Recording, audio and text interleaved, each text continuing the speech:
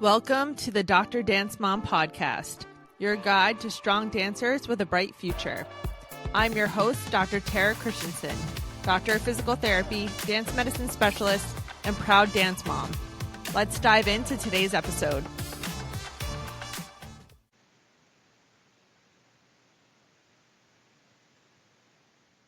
Hello, everyone, and welcome to today's episode of the Dr. Dance Mom podcast.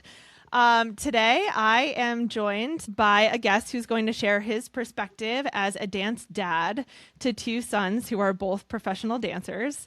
And today, I would like to welcome Mark Scheitzbach. Yeah, Mark, please introduce yourself to our listeners and tell us a bit about yourself and about your sons. So my name is Mark, aka Papa Flow XS, and I guess we'll go into that later. But that's sort of my social media handle as of the last couple of years. But basically, I'm a dance dad. I reside in Canada, born and raised here. I have two sons who are both professional dancers. Kevin, that just finished the Eras tour with Taylor Swift, and Michael, who's performed for Mariah Carey for quite a few years, and did a little stint with Blackpink in the North American tour part. And between the two of them, they've got many other accolades and lots of other artists that they've performed with. And I guess my presence has been known over social media because originally I reached out to the Swifties, who I wasn't really familiar with at the time of Kevin sort of booking the tour. And what I was looking for was, honestly, I was looking for photographs and videos of Kevin on the tour. And the reaction that I got, especially on TikTok, was phenomenal. Like, they just, out of the blue, were tagging me in videos and comments. And it just kind of snowballed into me sort of, if you see my TikTok account, it's pretty much me sitting in one of my vehicles, rambling on about something to do with my one son or my other son. And basically it's turned into, I honestly didn't think that people would be as interested in sort of the parental side of things as it turned out to be. So now I'm at like 28K on TikTok, which blows my mind still to this day. But it's been fun for me. It's been a couple of years, and my wife and I, so we've been doing this. Michael's 29, Kevin's 26. So we've been doing this as dance parents probably for 20 plus years. Simply started as most casual dancers start, rec program. It was actually the city of Brampton. It wasn't even at a dance studio, and it was just a 6-year-old and an 8-year-old. And the first time that dance ever came up was my wife signed up my oldest son, Michael, for a dance class. And it was with the city of Brampton, which is the city that we live in. And she said to me, it was like the night before, and she goes, "Don't forget, tomorrow you have to take Michael to dance class." And I said, "Oh, whatever." It was around the corner. It was at a rec center local to us. And then she giggled and she goes, "Oh, and by the way, it's parent and child." So I'm down for anything. It was cool. It caught me a little off guard. But so Michael and I walk in, and it's all mothers and daughters. Like, every single one of them was mothers and daughters. There was one mother-son combo, but I was the only father. I was the only man, and Michael was one of two boys, basically. And it was like an 8-week program. It was very recreational, just very basic. Ashley, who was the choreographer, she had more of a jazzy background. She did the best she could with hip hop, so to speak. It was very jazzy hip hop, and it was fun. And we had a recital at the end. And every week there were less and less pairs that would show up for class. So I believe at the end of the 8 weeks, I think it was like 3 parents, 3 children. It was really a small crowd at the end. And we had a camcorder at the time. So I set up tripod, put the camcorder on the tripod, and I recorded our recital. And from that, we took the camcorder home, burned a little DVD, and Kevin and Michael watched this recital over and over and over and over. And Michael was 8, Kevin was like 5.5, 6-ish. And Kevin learned everything off of the video. So he was this little tiny kid, and he was having a ball. And so my wife signed Michael up for round 2, this time not parent and child, this time just, child only. And we got there, and it was Ashley again. And we just Kevin was too young to sign up. The cutoff was like 8 years old. And we said to Ashley, oh, look, Kevin's been studying the DVD of the recital. Kevin, just show Ashley what you can do. So here's little tiny Kevin, and he's doing all these funky little moves. And Ashley goes, oh my gosh, you have to leave him. And we said, well, we tried to sign him up, but they wouldn't let us because he was too young. And she goes, don't worry about it. Just when you drop off Michael, bring Kevin along and leave him. And that was it. And it just kind of basically just snowballed from there. We started with that, and then they kind of outgrew the sort of the rec program. Again, the only 2 boys, like pretty much wherever they went for the rec stuff they were the only boys. So my wife found another dance studio in Brampton that was more hip hop oriented. They didn't do any other kinds of dance at all. It was literally just hip hop. And we enrolled them there, and there were lots more boys there. Still outnumbered, like the ratio was definitely higher for the females versus the males, but there were definitely more boys there. And they went from like sort of first season was still rec, and then immediately they jumped into comp, and then it turned into Kevin was in one comp group, Michael was in another comp group, and then she very quickly created like a performance company of sort of the better dancers out of the studio and pushed them all together into one group. And she gave us a ton of performance opportunities. And whether the choreo was good or bad or whatever, it was a ton of opportunities to perform in front of strangers. And very quickly, at a very young age, they became accustomed to it, where it didn't even faze them anymore. They were just, yeah, okay, whatever. You need us to do the routine. We've got the steps. No problem. We'll do it. No big deal. And we spent a few years there, and then we left that studio. We went to another studio, and they quickly sort of escalated kind of to the big performance company group of that studio as well. And then that choreographer, again, blessed them with lots of performances, more so on the street side. Like here in Toronto, at the time, we had a couple of shows where I'll use the word professional. It was aspiring professional dancers that were local to the Toronto area.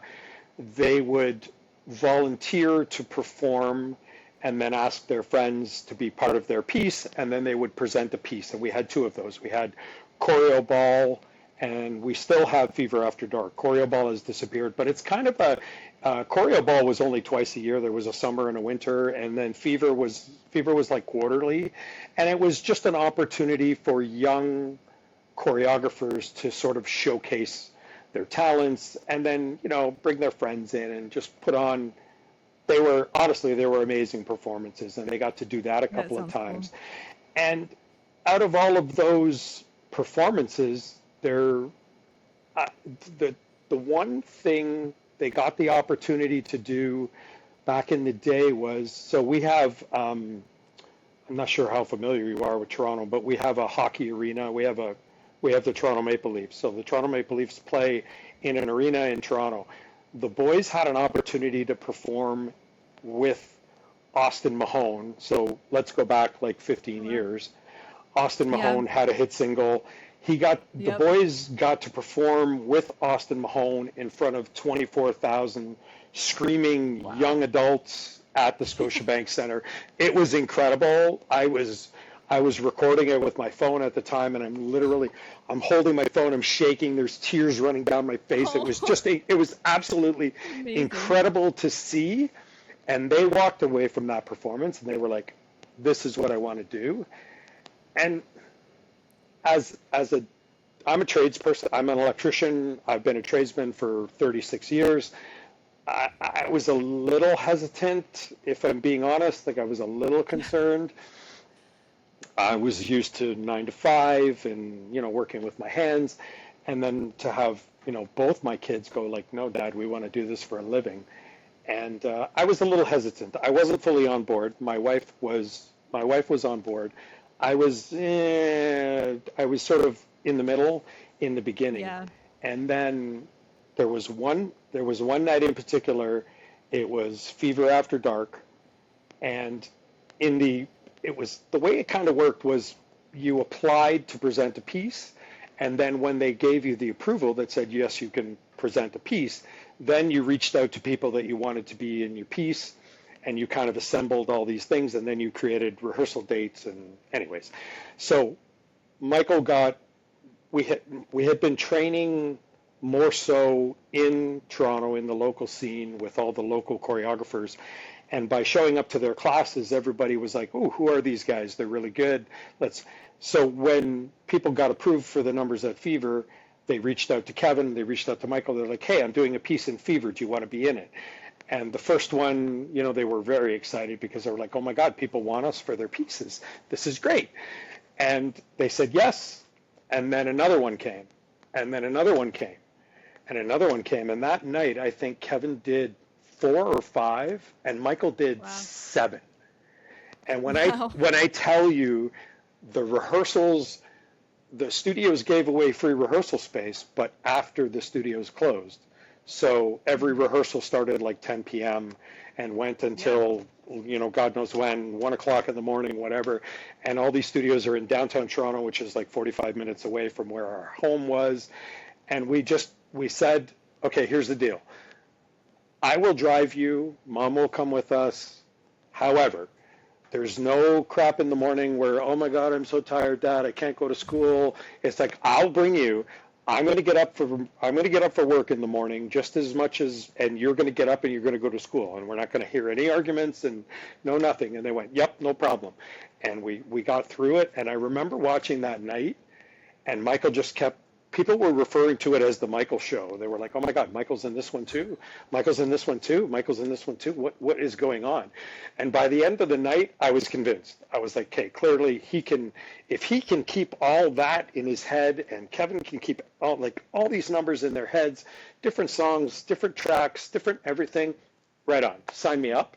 And then, we struggled to get an agent for them. They applied a couple of times to sort of the big agency in Toronto, and they didn't want them. Go figure. But just another point that if you're not in the right place and you don't feel valued, then maybe just look in a slightly different place. Yeah.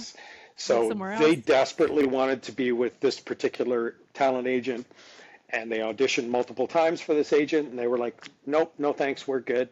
So we pivoted, found a different agent.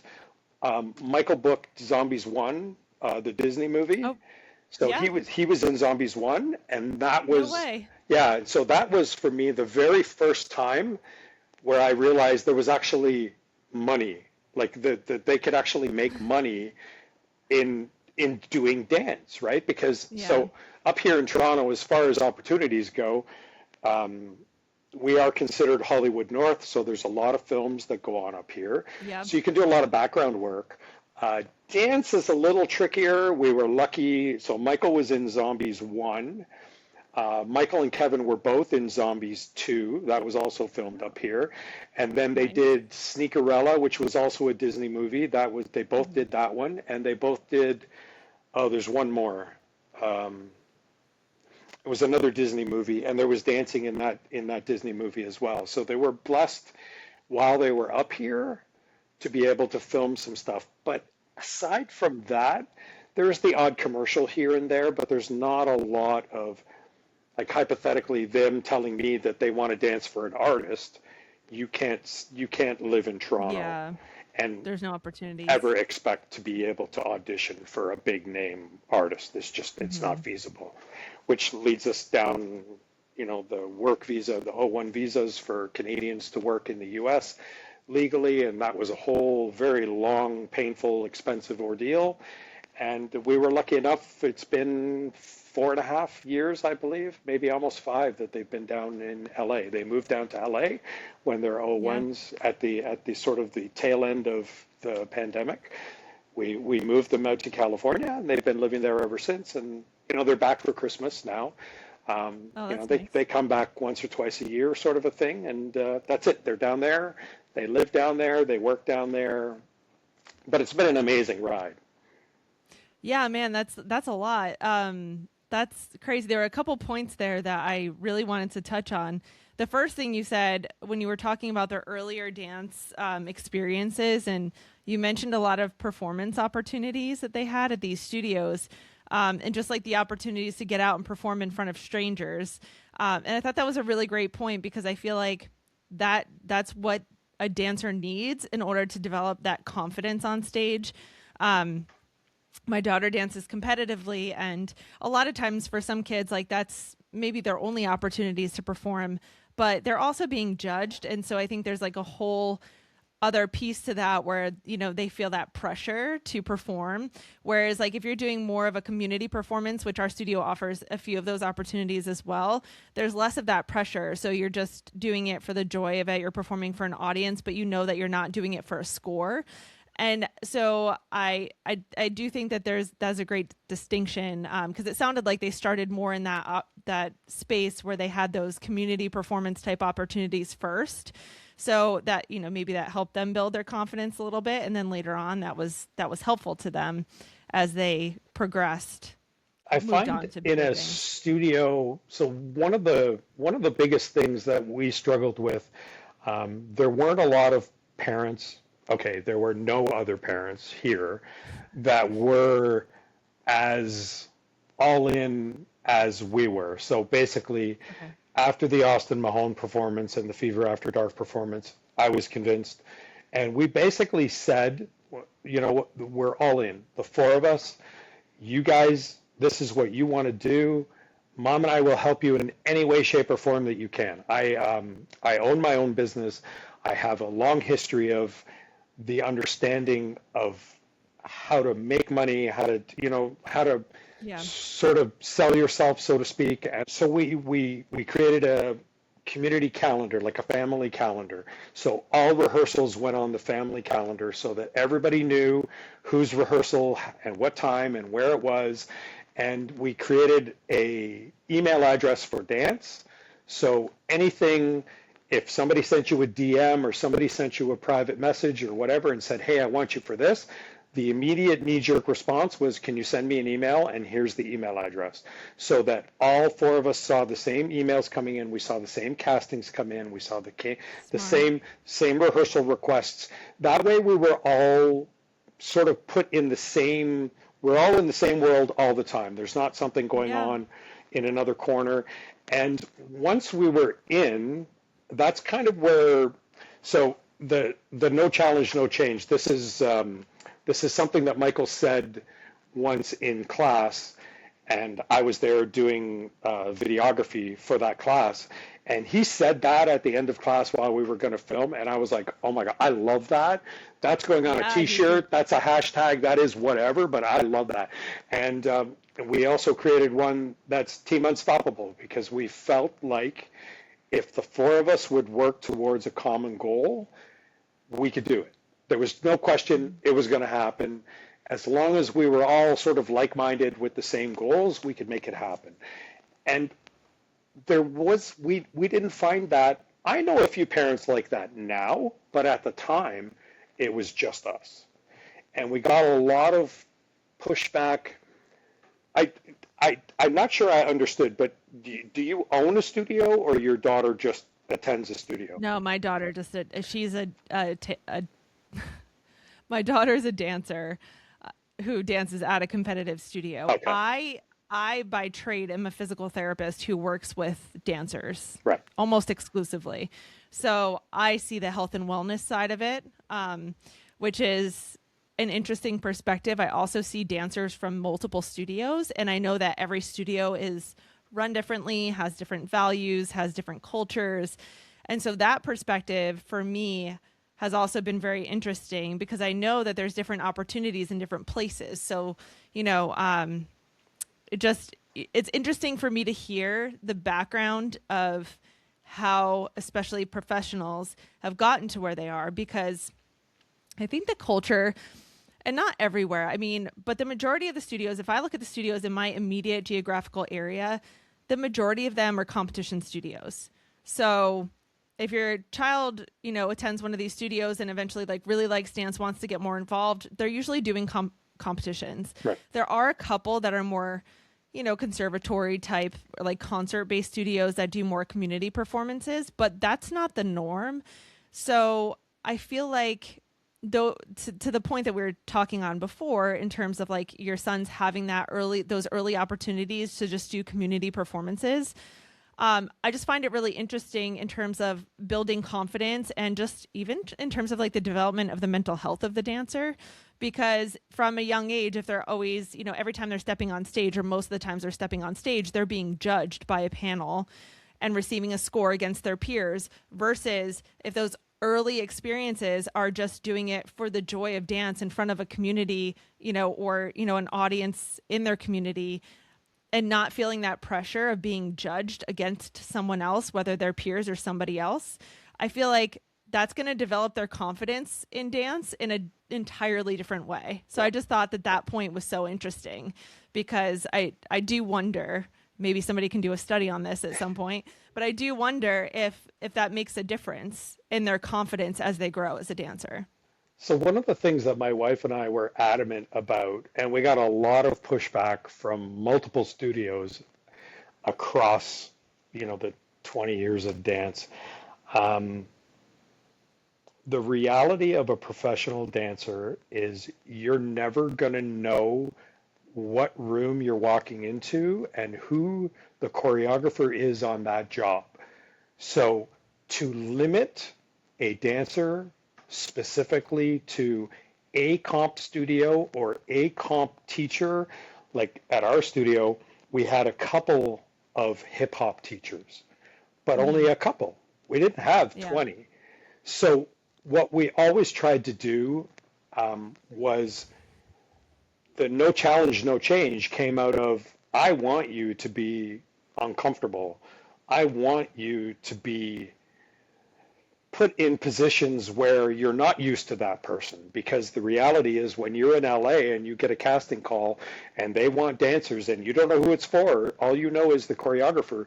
It's either, oh, I've worked with that person before, or I have no idea who that person is. Listen, there are a lot of horrible teachers in dance. Like there are lots of people who teach classes but aren't good teachers. So what we always felt was we were going to give our boys, I called it the Harvard education of dance. And it was literally, if there's a class, if somebody's coming up from the States to Toronto because they're on tour with a major artist and they've got a day and they're going to teach, our kids would be there, period. There was just, my wife was on it. She was like, oh, so-and-so is going to be here. And even the boys sometimes would be like, who's that? I don't know. And then we would make trips. So we did a lot of Monsters of Hip Hop. The boys did the Monsters show in 2016 together. Kevin was only 16 at the time. Wow. And it was, honestly, it was one of those experiences that I know they will never forget. I know as a parent, I will never forget that the rehearsal schedule, we went with them. They had to be in LA for 2 weeks before the show. And the rehearsal schedule was just insanity. It was till 2:00 in the morning. They would come home and my wife and I would get out of bed.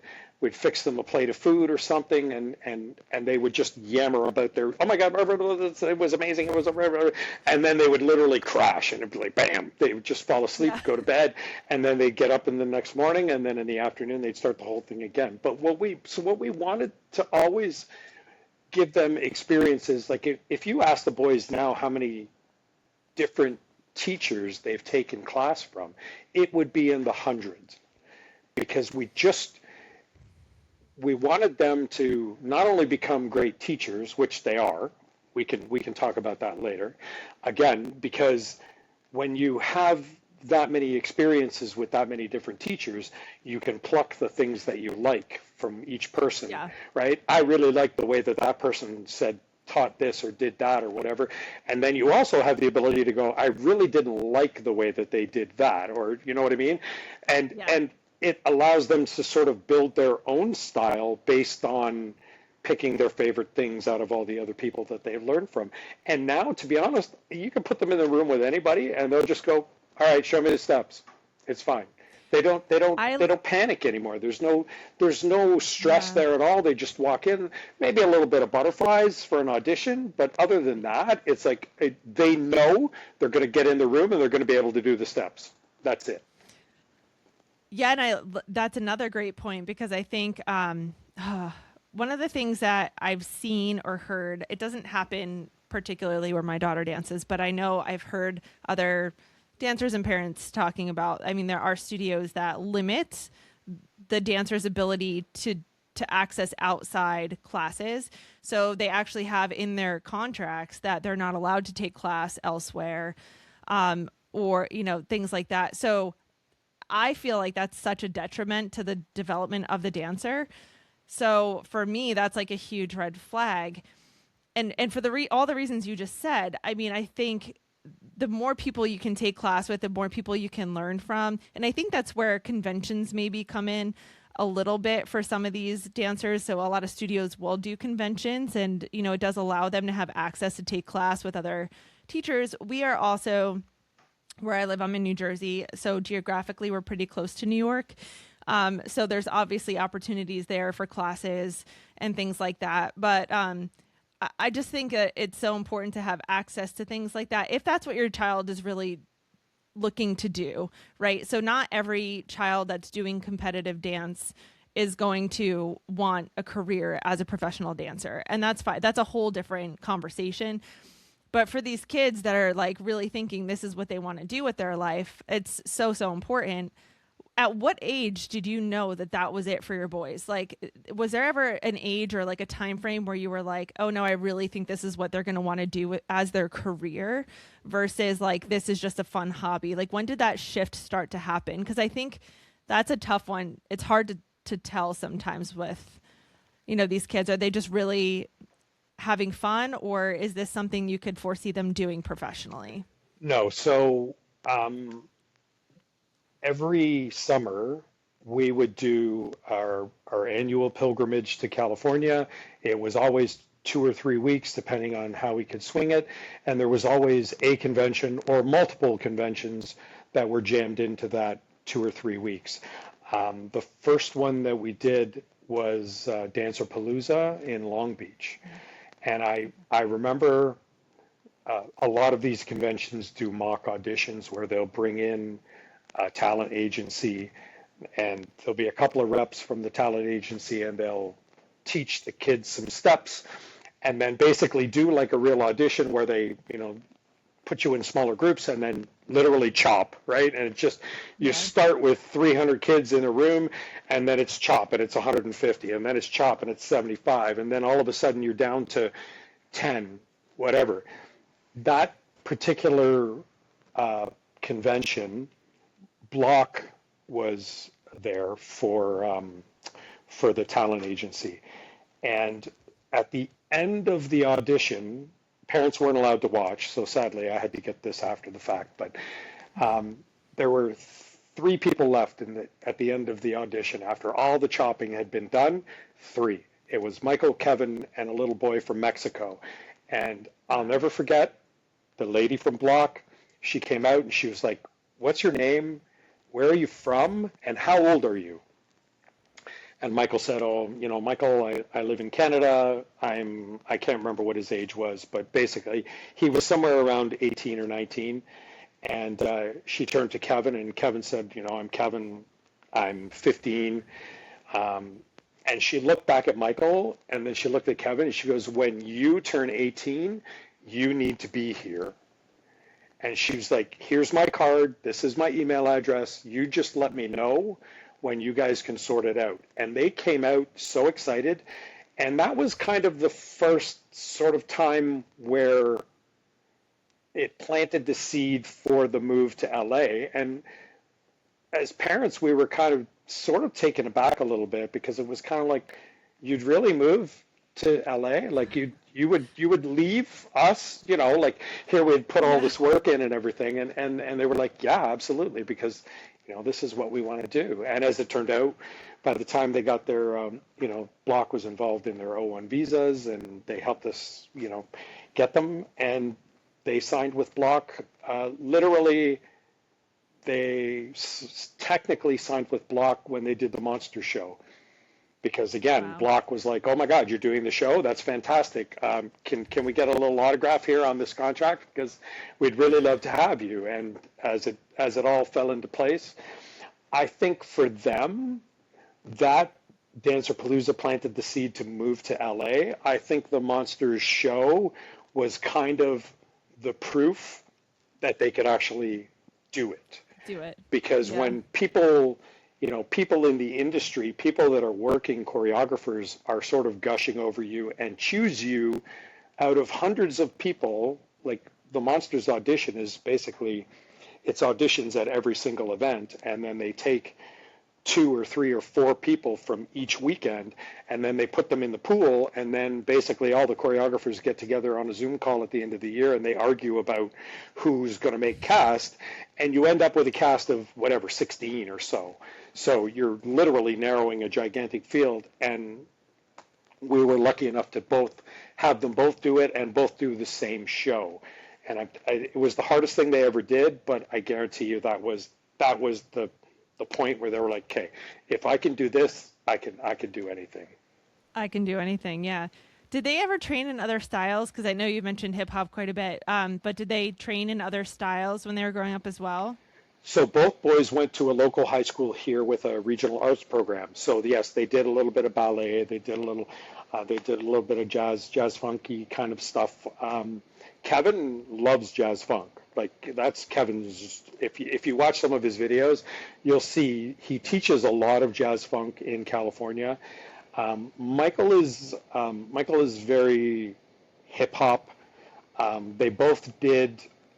They did a lot of training in locking and popping, and just for other dance parents there, please understand one of the most important things in dance. I call it the most important F word in dance, but it's foundation. And people don't understand that when they picture foundation, they picture girls at a ballet bar lifting their legs. Yeah. There's foundation to hip hop. There is a ton of foundation in hip hop. And what we learned transitioning between studios was there's a right way and there's a wrong way. And most people don't know the right way. So the boys learned quite a bit of things at one studio, and then we got to the next studio and they had to relearn everything because they had never been taught the foundation. The problem is the foundation classes are empty because nobody wants to take them because there's no cool Instagram, TikTok videos coming out of a foundation class. But there's a ton of, there's foundation in house, there's foundation in locking, there's foundation in popping, there's foundation in like hip hop itself, the party grooves and all those 90s, all those dances that, we were doing in the 90s. That's the foundation for hip hop. And once you know the foundation, when you watch a hip hop routine, you recognize those moves right away. But if you don't have the foundation background for it, you're just thinking they're just doing some, anyways. Mm-hmm. It was very difficult to find people who knew proper foundation, but all of the choreographers that we would sort of run into could recognize right away, and they would say to us, it goes, your kids trained in foundation, didn't they? And we're like, yeah. He goes, you can tell, like the choreographers could tell that they knew that they had studied foundation. anyways, very important. Yeah, no, and it sounds like, because I was going to ask a few questions about also what you perceived were some of the biggest elements of their early dance training that contributed to their success as professionals, and I think you just answered that without me asking. And so I think that's really important. They talk about that a lot with other styles too. You really have to know the, like you said, foundation, but also like the vocabulary of the dance that you're doing. And so it is the more boring work, I will say. And I think the kids know that too. I feel like for me, with what I do, there's a lot of foundational stuff that the kids are averse to as well. When I'm trying to teach them certain things, and they're just like, this is not what I thought we'd be doing. And I'm like, okay, but you have to master this before we can add on. And it's just like a dance class. So I try to explain that to them as well. It is a little bit more boring, but it's so, so important. And if you can, you have to build your house on something, right? Yeah. And so whatever you're building that foundation with is what's going to support the rest of your career from then on. And so if you don't have that, you're not going to make it very far. And so I think that that's such a great point. I want to talk a little bit about your boys as individuals. So Michael teaches and choreographs, correct? Yep. And performs. He was on tour. You had mentioned the North American tour or US tour with Blackpink, and he performed at Coachella, right? Like a few Yep. other places as well. Yep. So you also mentioned he just got married recently, and he loves to teach. So tell me a little bit more about like Michael, his style of teaching, maybe. If does he prefer to teach a lot of that more foundational stuff, and where he teaches, and that kind of stuff? So basically, both boys love to teach.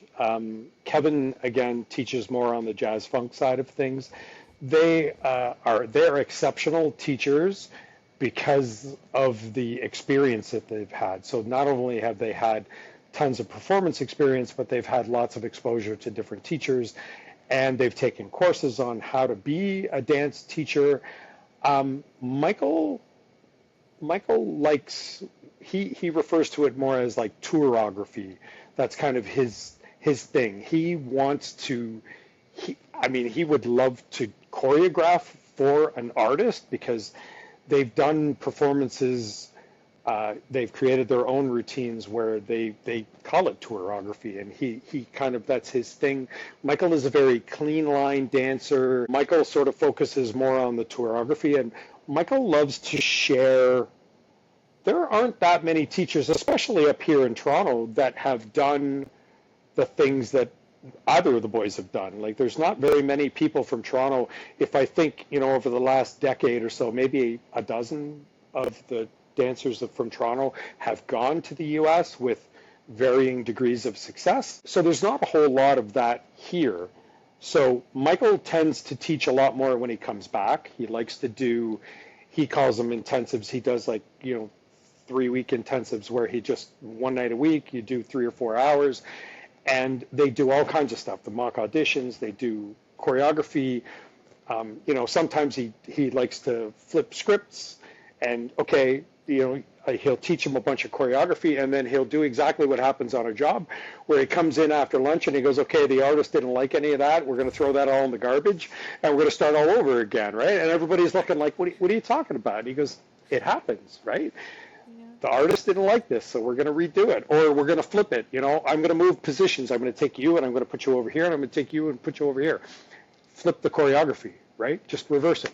You've got 5 minutes to figure it out. So stuff that would happen on a job, but like here, you just don't get a lot of that. So what we're trying to do is Michael specifically reaches out to a lot of dance studios sort of in our area when he's going to be home. He's like, hey, I'm home for Christmas. Do you have an hour slot or an hour and a half slot? And he comes back here and teaches. Kevin has a weekly slot at Movement Lifestyle in Burbank. It's moved around a little bit. I think it's Thursday nights now, Thursday afternoons. He teaches there weekly, and then he does a lot of subbing at Millennium. There's not a whole lot of jazz funk teachers out there. So as soon as one calls in sick, the immediate phone call is to Kevin and be like, hey, do you want to teach? Do you want to teach? So we're trying to get them, we'd love to do like a European kind of a tour. They did get to teach a long time ago. 2019, they taught at Millennium in Germany. That was a cool experience. We tried to get a couple more places in there at the time. Just didn't quite work out. But the idea would be they love to share their knowledge. They love to talk about the industry. And I think there's not enough of that for specifically, like it's nice if Michael came to your daughter's studio and taught a 2-hour class, do a little Q&A, do some choreo, whatever. I love that, she would experience learning from an outside person.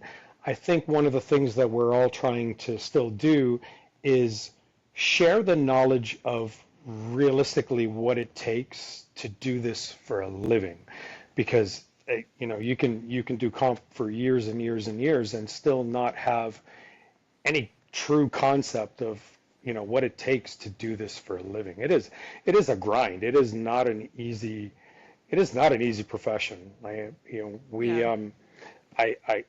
work 40 hours a week. I own my own business. What I don't think people look at, oh, well, Michael danced with Mariah Carey and Kevin danced for Taylor Swift. I think what people are missing is professional dancers apply for jobs like multiple times a week. It's not like you or I who apply for a job maybe once a year or once every 5 years, once every 10 years. It is literally a continuous cycle of you're looking on the casting sites for something that you could fit, or your agent is sending you a self-tape that you've got to submit by tomorrow afternoon.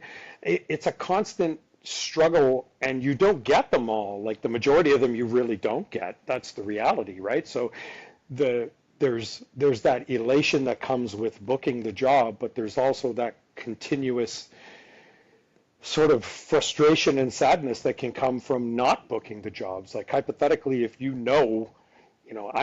would really like to do this job, and then you get, your agent tells you got let go, then it is what it is, right? Like you could want that job all you want. You can, kill the audition, everything's cool, but it's a lot to wrap your head around. And if you, as a dance parent, you just need to make them be the most prepared dancer they can be, so that when they walk in the room, they're not going to struggle with the nerves. They're not going to struggle picking up the choreography.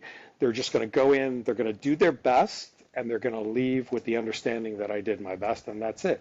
And that's a very hard, as a dance parent, that's a very hard thing to find. Like most of the time, if Michael or Kevin's teaching, my wife and I go along and we literally sit outside with the other parents and we just chit chat with the other parents, because there's always a parent there where there's a kid that's got those inklings of wanting to do this for a living. And then, we're kind of like trying to share what knowledge we've gained over the years. But it's not the kind of thing you're going to get only at a studio. Yeah. And I think that's the key, is if you want to do this professionally, absolutely dance comp. No question. I would never tell anybody to not dance comp, but you need to find some stuff outside of comp as well, because the comp, we found out that comp was sort of running its course for us. Our boys were always excited after class. Always. So I picked them up after class. They'd get in the car. I'd be like, hey, how was it? Oh, blah, blah, blah. And then they would talk and talk and talk and talk. And then we got to a point with comp where they would get in the car and they weren't so excited anymore. And it was like, what's the matter? We had to go over the same 4 counts of 8 this week because nobody remembered it from last week. And you started to get the hint that, you know what I mean? Like they had sort of outgrown what they could learn at comp. And at comp, you have to remember the routine for comp is geared toward the person who picks up the choreography the slowest in the class. So the pace is set. And then when you start, when we started taking our kids outside of that, they were like, oh my gosh, we can learn a minute's worth of choreography in an hour. we just spent 3 months doing a minute's worth of choreography. You know what I mean? And then, Yeah. and it changes it rewires things in their brain, and now they're just like, okay, feed me. I want more. I want more. I Yeah. want more. Right? That's interesting. And like to that point too, you mentioned just constantly applying for jobs. I think two follow-up questions I have for that. One, is there any sense of like, I don't know how to word this, like loyalty, I guess, in terms of like, does an artist request certain dancers like once they've maybe danced with them? Or is that something you always have to re-audition? I don't know. Does that something that happens? And then also, like in terms of applying for those jobs, what matters like on their quote unquote resume? Like, what are the things that matter? Is it the jobs that they booked before? If they're starting out, is it certain people that they've danced for? Does the competition accolades contribute at all to them getting a job? Like, what does that look like on the professional side of things? I'll start with that one first because that one makes me smile. So, Yeah. absolutely not. In the very beginning of your career, yes, you can put down that you won, aspiring dancer 2024 or whatever. Absolutely. But those quickly fade off the bottom as you start to build the resume with the other artists. Obviously, I've never done any casting, but I would Right. I would sort of feel like the resume, they will glance at your resume, but I think it's more just to see, you're auditioning for a movie. You're auditioning as a dancer in a movie. Have they ever done that before? Do they understand what's to be expected with a SAG job or an actor job or whatever? Like, are they familiar with it? Because if they are, then it's less drama, less nonsense, less Yeah. everything. And I think it goes the same with sort of a world tour where they would look at your, because a world tour is no joke, right? Like a world tour is people think it is the pinnacle of what a professional dancer may want to do, but it is rough, man. You're living out of a suitcase for weeks and weeks at a time, and sometimes they fly you between venues, sometimes you get on a bus and you sleep in this little tiny, they call them coffins because that's Muffins. about the size of them. Yeah. They're little bunkies on a bus and they just sleep in there for 8 hours. They wake up the next morning, check into their hotel, get to shower, do whatever, and then they do another show that night. So it is a grind. It is not an easy job. There's a reason that they get paid, a good wage for that because it is definitely not easy. But I think as far as hiring goes, I'm not sure they would actually look and say, oh, they've worked for so and so before, therefore I'm going to hire them. I think it's more of they've done that kind of work before, so I'm going to hire them because obviously they made it all the way through. They've Yeah. they've been through it before. Um, as far as loyalty goes, there is loyalty. These big jobs are sort of muddied. The waters are kind of muddied because there's a choreographer, there can be a creative director, and there's an artist who generally has the final say on just about everything. So the way an audition would normally work would be you would receive a casting call. It's either an open call because somebody put it up on Instagram and there's going to be thousands of people, or it's a private, your agent will send you an email and say, hey, there's an audition for blah, blah, blah. Sometimes they don't say the artist, sometimes they do say the artist. These are the working dates. It's always about the working dates. Here's the list of working dates. They may or may not add the rate, and then they'll give you the date and the time for the audition. And then you show up at the audition. They teach you steps. They cut. They teach more steps. They cut. They film. They do all kinds of stuff. And at the end, if you're lucky to make the end, they've taken a group of 200 and they've whittled it down to 30, 40. You still don't have a clue how many boys they're hiring, how many girls they're hiring, what the demographic is. Like the casting may say all ethnicities, but it doesn't necessarily mean what they're going to hire or who they're going to hire. So they may Right.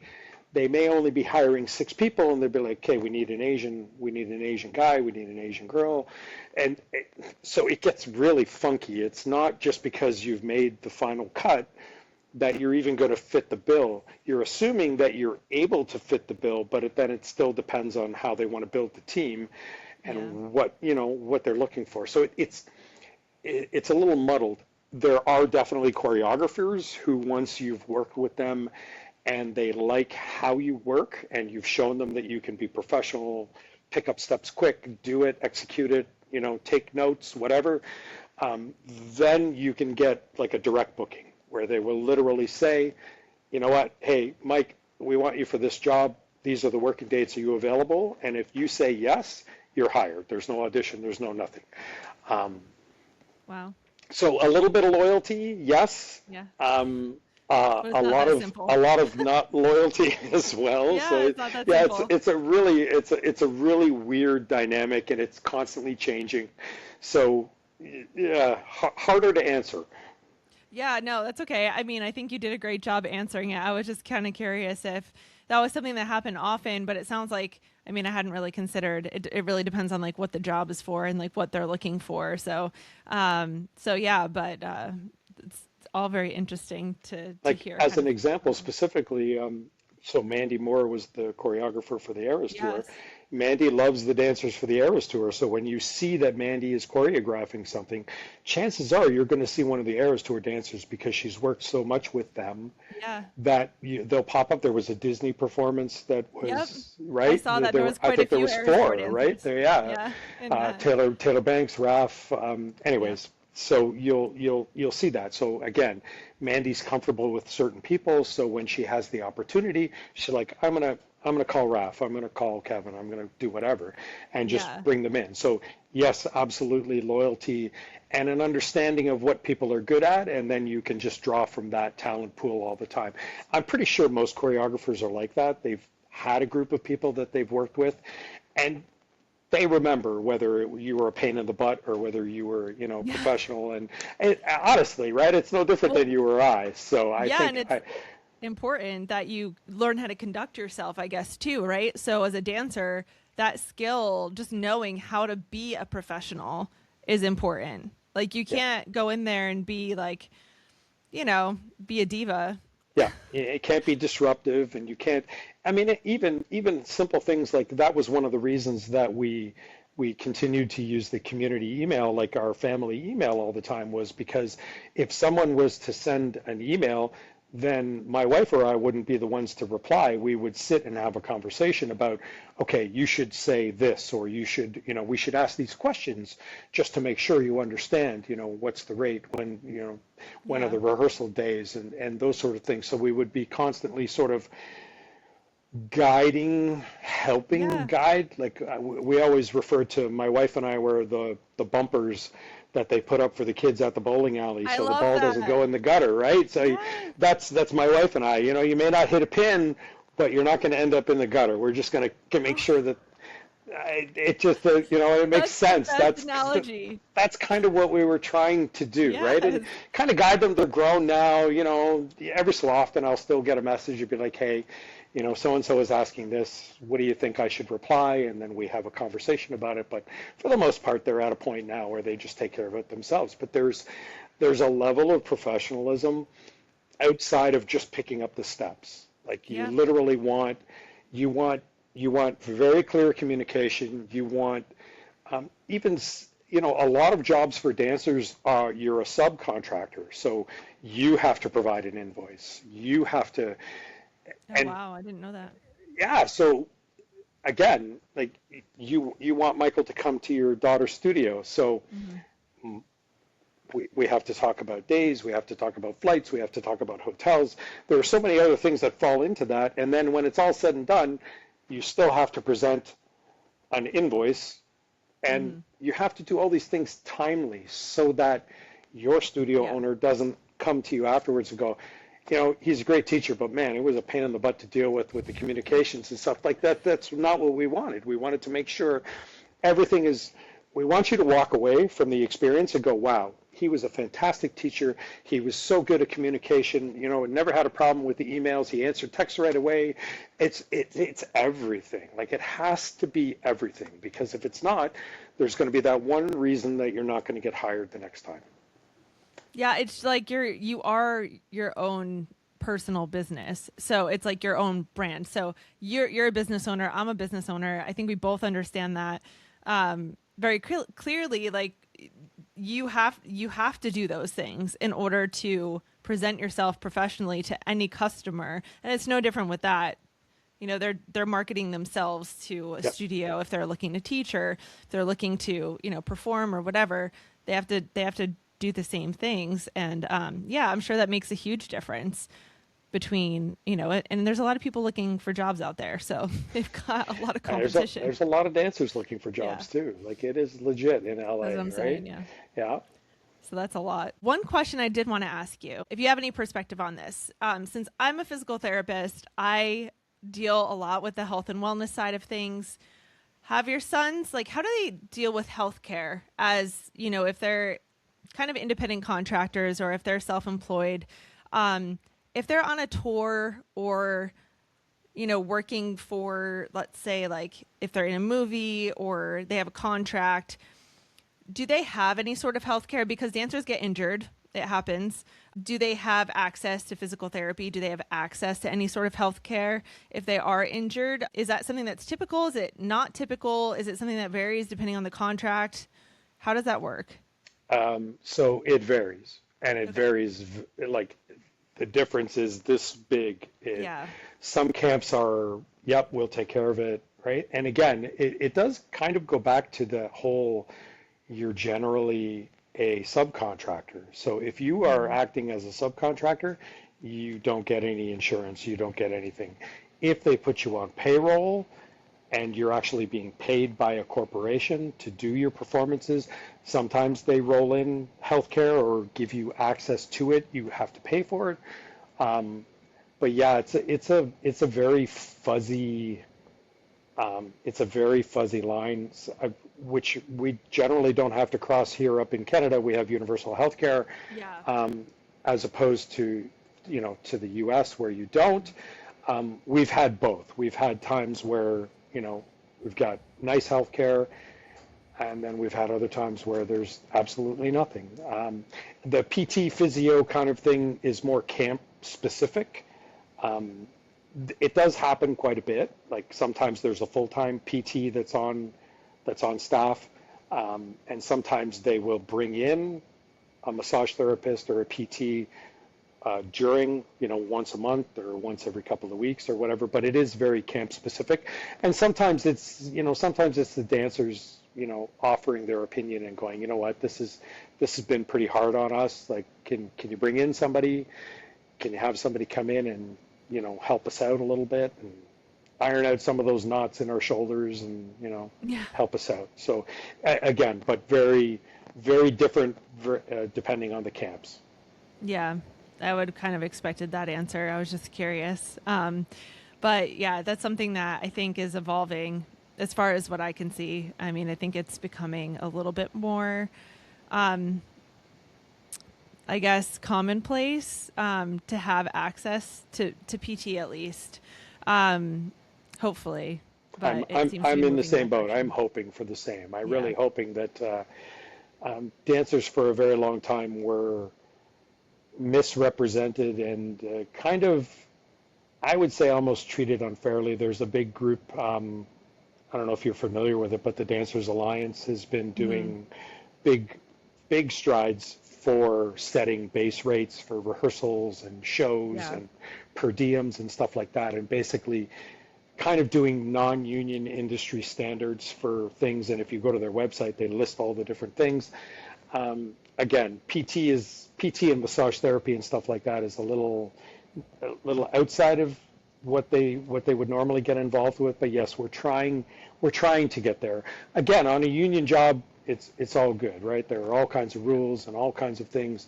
It's outside of that, and then the smaller the camp, the less likely they are to have any money to spend on stuff Yeah. like that. Stuff like that. Yeah, for sure. Um, I want to touch on the Eras Tour a little bit, just as a parent. Obviously, everybody's talking about it right now because the documentary just came out. But, Kevin's in the documentary. Obviously, I've, kind of seen him in multiple episodes, which is so cool.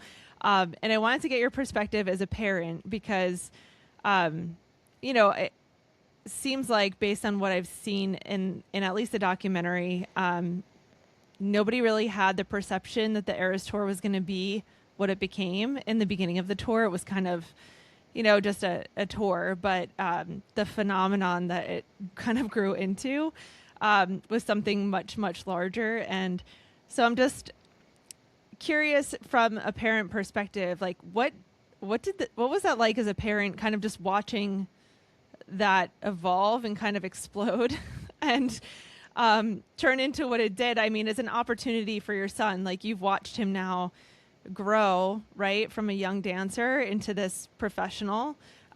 It's something that has become, like I said, such a huge phenomenon. And I don't know that anyone kind of goes into any portion of their career expecting to have that kind of experience. So it's definitely, I'm sure, interesting to navigate on a personal level. But as a parent, there's got to be a lot of emotions that kind of run throughout watching that evolution. It was, I don't think anyone in the very beginning had any concept of what we were in for. The audition notice didn't even say who the artist was, just said A-list artist, and the choreographer was Mandy Moore. That's all they said. But Mandy had never worked with Taylor before, so there was no connection there. They did eventually figure it out during the audition process. Okay. But if we rewind 10 years and we talk to my kids and they say, yeah, Dad, we want to dance for artists, like, honestly, Taylor wasn't on that list, right? There were people, but I don't think Taylor Swift was ever necessarily on that list. So when he booked the job, originally they pretty much got what we got, right? So you got the North American, the U.S. dates, right? Mm-hmm. Not even North American. You got the first block of American dates, and that was pretty much all that's pretty much all we knew, because I know I was disappointed because I wanted to see him in Toronto. I didn't necessarily want to go to the U.S. I wanted him to dance in his hometown. Like, sorry, that's selfish of me, but that's what I literally wanted him to come and dance in our hometown. And he did, right? And he did eventually, but it took a long time for for that announcement. Like, that was one of the videos that kind of went viral on TikTok, was me the day they announced the Toronto dates. I didn't find out from Kevin. I found out from Instagram, basically. Nice. I found out from TikTok, right? And I immediately pulled my car over and I talked, and I was like, I'm so excited, and I was teary-eyed, and anyways, it was phenomenal. Just my wife and I got to go to Arizona night one. Oh, that's amazing. Yeah, that's my dream. and so we flew from Toronto the same day of the concert. We flew to Arizona. Thankfully, there were no issues with the flights and stuff. And now my wife and I were not Swifties. We were like, I didn't know any of the lore. I knew a couple of songs. I was the radio kind of hit person. I knew a couple things, right? That was it. And we got there, and I'm in this stadium with 70,000 people, and it looks like Halloween. Like, everybody's dressed up, everybody's in these costumes, and I'm looking around, and I had no comprehension of what was happening. And then the song started playing, and everybody around me is standing up and singing, and I was like, what is, there was a video I have of my phone, where they came out with the big wings for Miss Americana in the beginning. And I just panned around in a circle from my seat, and I was like, what is happening? What is this? And sadly, I wish I would have been a Swiftie. I wish I was the Swiftie I am today back then, because it would have been amazing. Like, just to watch it, it would have been incredible. As a first time, it would have been crazy. So we watched that show. We got to meet with Kevin after the show. We met a whole bunch of the other dancers, met Mandy. It was great. Like, and it's such a cool, I'm not going to say once in a lifetime, because I was lucky enough to experience it multiple times with both kids. But it's just incredible to know that all these people are there. Yes, they're there obviously to see the artist, but they're also part of seeing the artist is to see all the people that are surrounding the artist. And that's my son. Like literally I was commenting on everything, every video, man. I created like auto text on my phone so that I didn't have to type it out every time. I can just write TMS. And as soon as I hit space, it puts in "that's my son" with 2 exclamation marks. And like, I was everything. I was on everything. Instagram, didn't matter. And then people started tagging me and they were like, here's Kevin, here's Kevin, here's Kevin. And it was, honestly, it's fantastic. And then my journey into becoming a Swiftie basically kind of evolved on TikTok. And I would go down these rabbit holes and I would go here and I'd go there.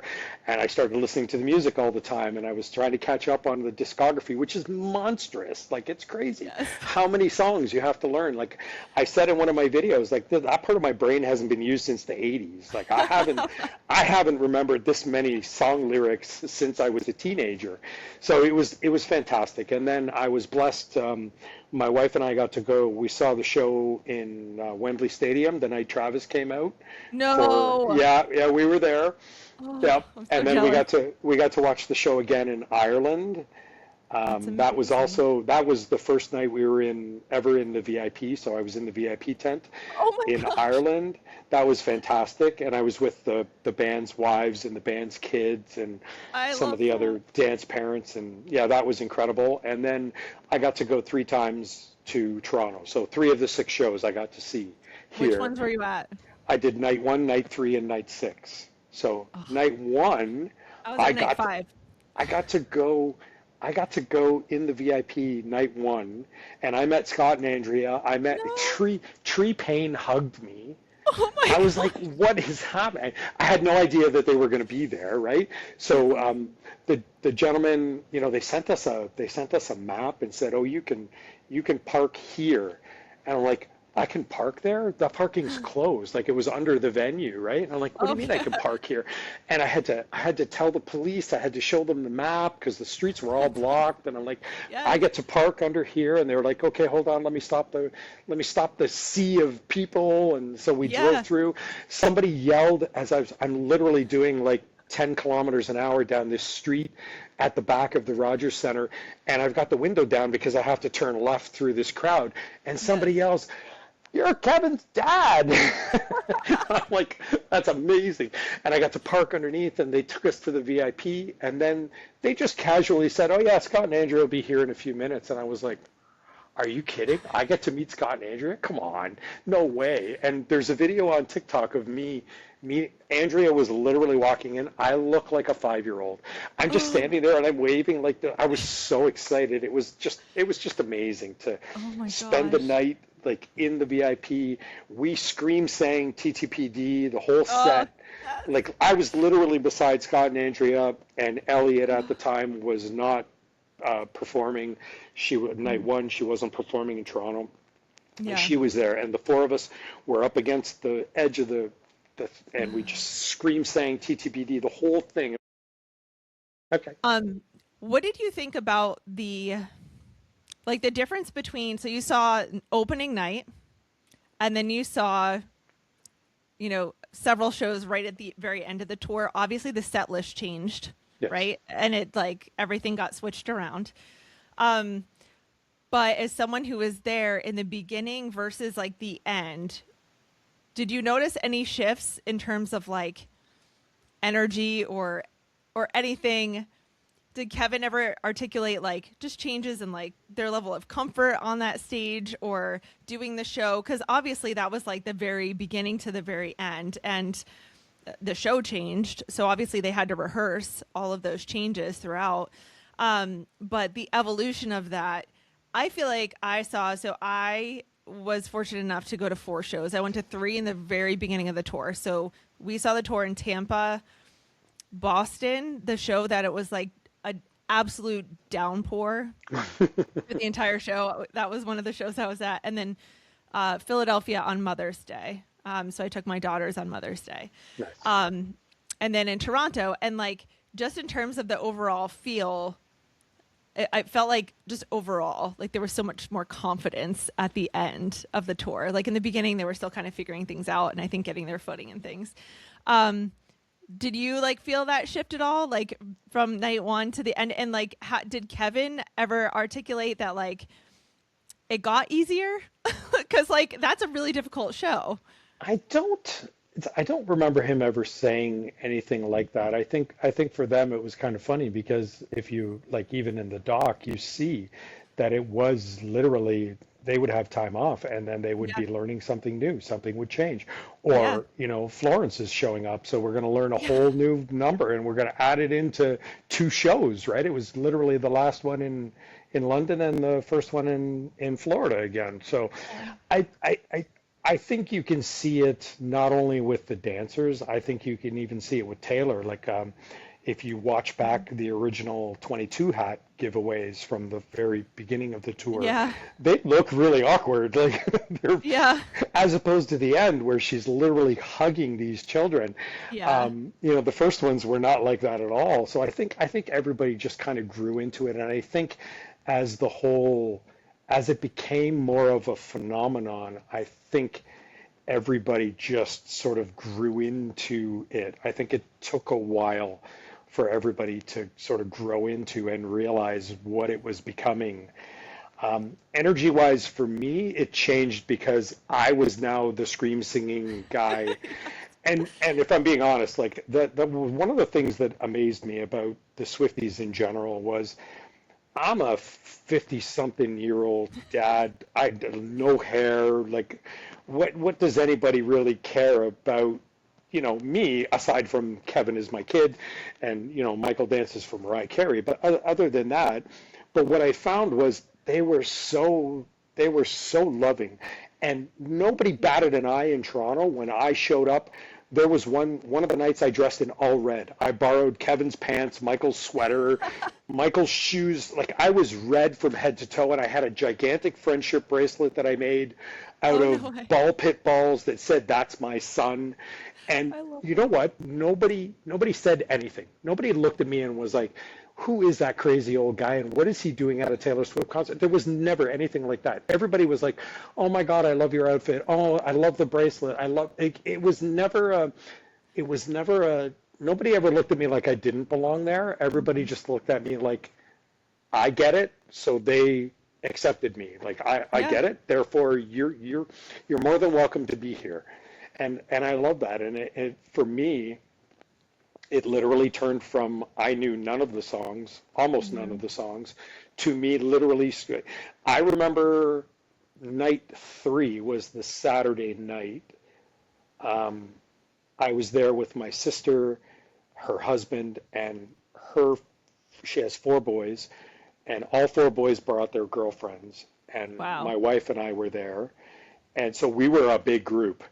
Yeah. And I was I was literally my wife was on my right and there was a random young lady sitting beside me and her and I stood the entire night.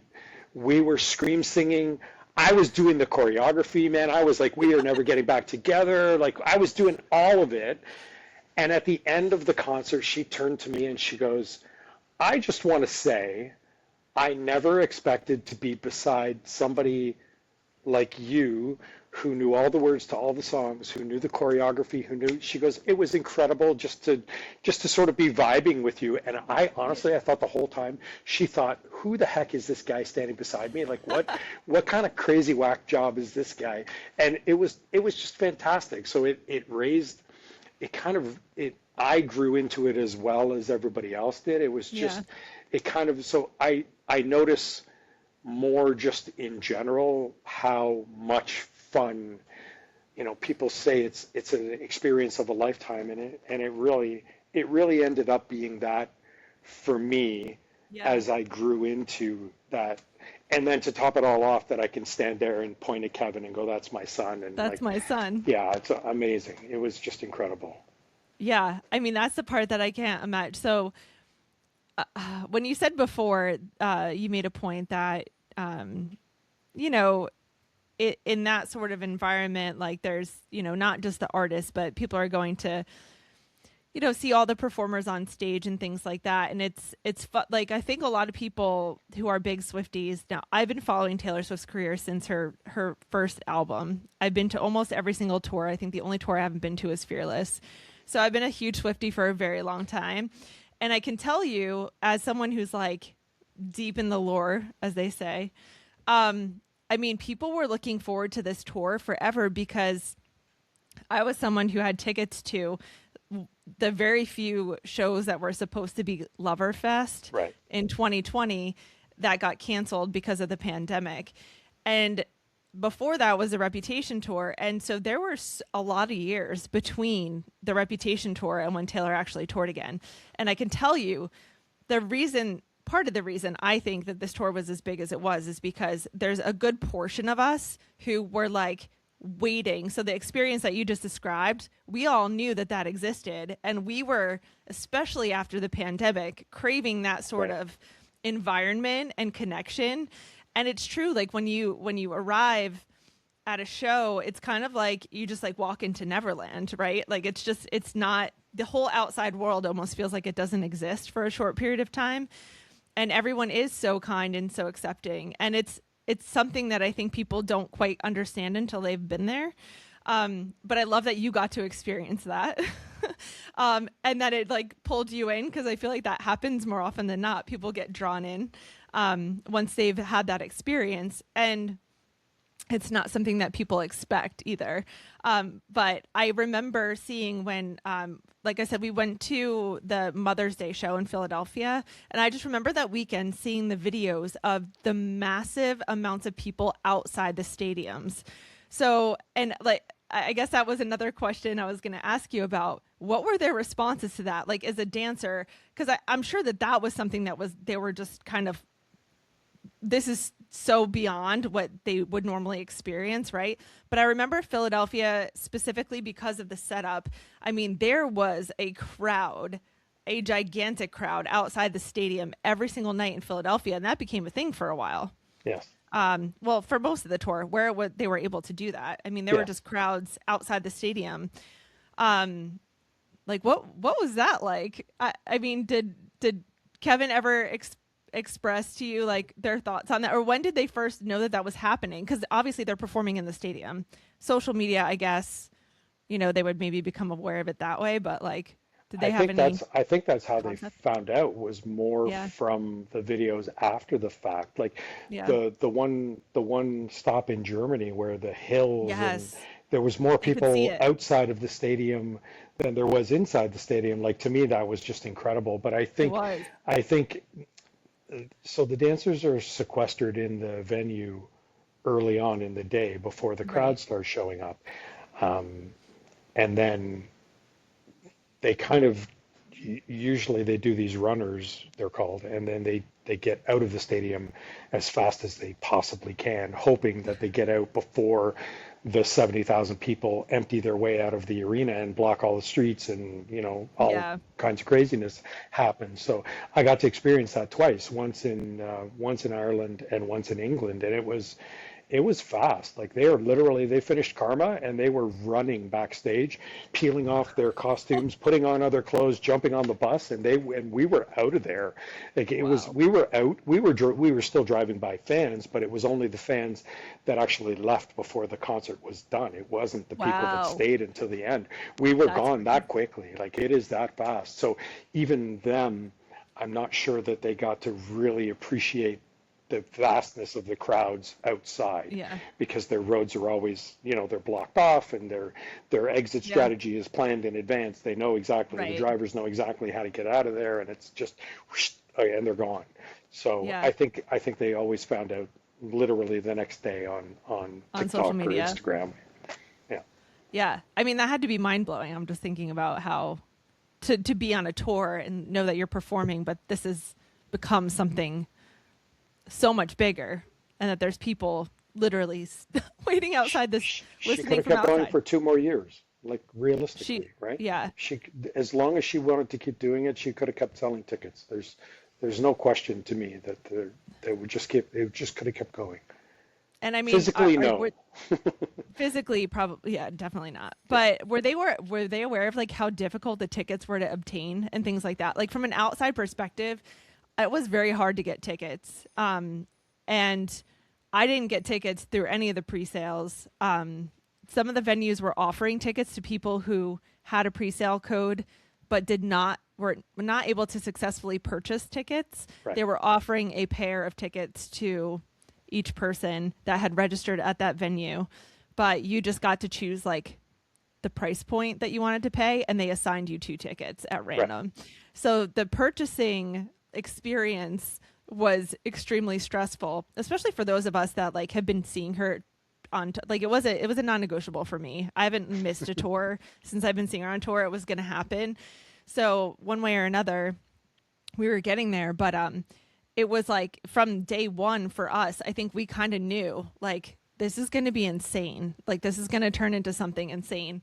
So I find it funny watching back the documentary that the performers themselves like didn't really have that same feeling or notion that it would be as big as it was, because I think from the outside, a lot of us sort of knew what was coming. Yeah.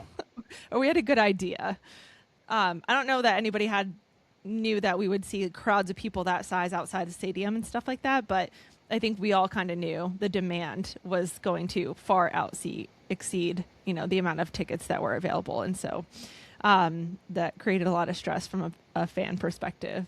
But I always think it's interesting to know, especially for the support, the other performers on stage, for the artists, like she might have had an idea of what the demand was, but the dancers that are cast to perform with her in the tour, I'm sure that they have like, they're just doing their job right in the beginning. So it would be like really cool if they were a huge fan and they would love to tour with her and that was like their dream. They might have an idea, right? But they're just auditioning and they don't even know what they're auditioning for at first.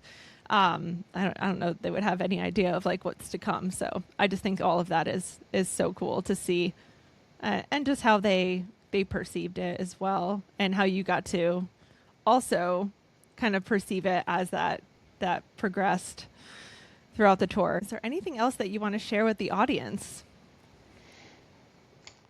You know what? I'll plug the socials.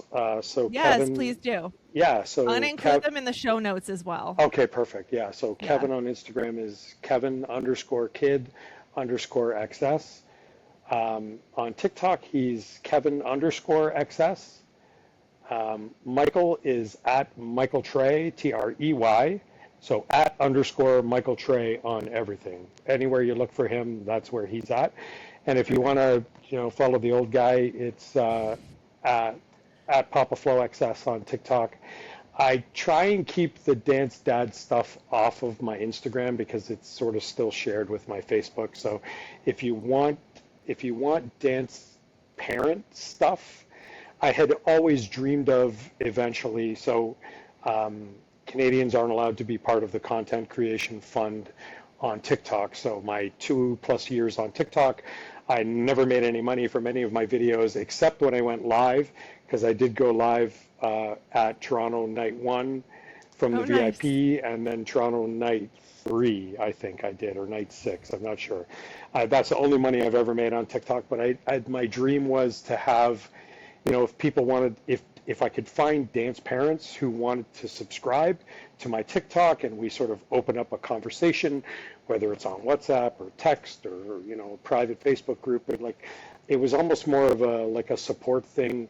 Because I know there are other parents who, even if you're not convinced as of yet that you want your child to, do this for a living, they're still, my wife and I would be able to at least answer a few questions. Yeah. Right? To maybe help you make your decision, and then what you do with it after that. But we never had that. We just didn't have parents.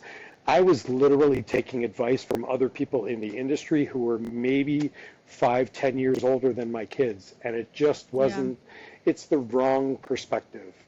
Mm-hmm. It's not quite a parent's perspective. It's still a young adult's perspective, and I think if you're stressed about your child doing it, there's definitely, I'm happy to answer all kinds of questions. People DM me all the time, or like I said, we chat at classes when the boys are Yeah. teaching. I love to share the information because it's just not readily available. Similar to what you're trying to do with your Yeah. podcast, right? Like that's what it is. Right. That's why when I saw you follow me on TikTok, I was like, you got to follow back right away because I'm all about dance parents. Obviously, my 28,000 followers on TikTok, the majority of them are just Swifties.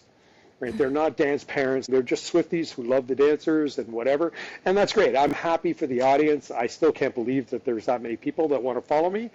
But ideally, my goal would always be to just kind of share some of the experiences because honestly, this industry has given me the highest of highs and it's also given me the lowest of lows. Like it is just, Yeah. it is a very difficult, I can't even speak as the person doing it. I can't speak for my children. I can speak as a parent that, man, I tell you, this industry has kicked my butt a few times and I just, so sad or so happy and so joyful. And, I get to do things that I never envisioned. And I think Yeah. it's incredible.